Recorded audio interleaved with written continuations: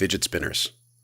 People are saying that if you have anxiety, it can help relieve the symptoms. If you have autism or ADHD, it can help you focus and gain more control in your life. But do they really work? There's no real research that shows fidget spinners actually work. The only research I came across in reviewing media articles on fidget spinners was referring to a study of people with ADHD and autism who, when allowed to actually fidget or move when they felt like it, had improved focus, as opposed to being told not to move and ultimately losing control of their focus. These toys have really gained a lot of popularity in the last few months, and I kind of wanted to give it a try. I went to the corner store and picked up this $10 spinner. As you can see, it's made of plastic, has a couple of metal bits, and it spins. That's pretty much it. When I wrote my article about fidget spinners over at the everydayfreightpodcast.com blog, I realized that every day I'm fidgeting too. I have this purple stress ball that's made to look like a little person in a fetal position. Squeeze it just like any other stress ball. I have a telescoping Backscratcher that I play around with. And I even just have pencils that I'll tap just like I did when I was at city council meetings years and years ago as a journalist. It seemed reasonable to me that a fidget spinner may actually help. So for about 2.5 weeks, I carried one around with me.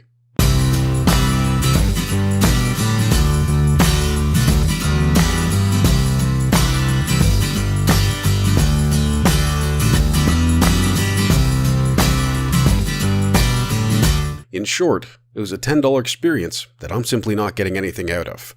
During Skype meetings, while doing interviews, or even just while doodling on a pad of paper, it was no different than having my squeeze ball or a pencil in my hand.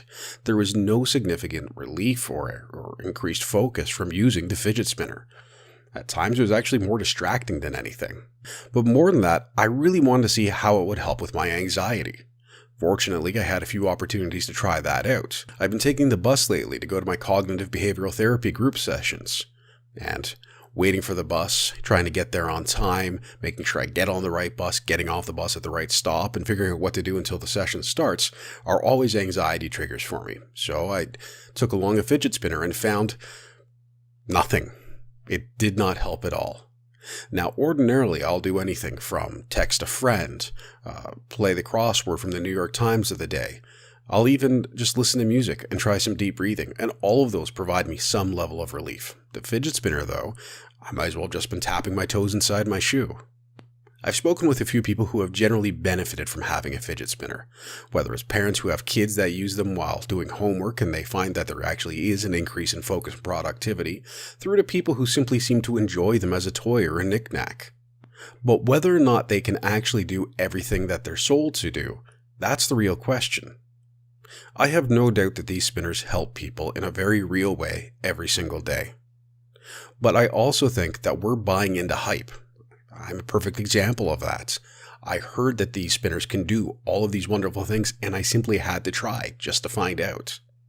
Like any other tool, if a spinner helps you and it doesn't interfere with your day or doesn't create any avoidance habits or any other problems for you, spin away.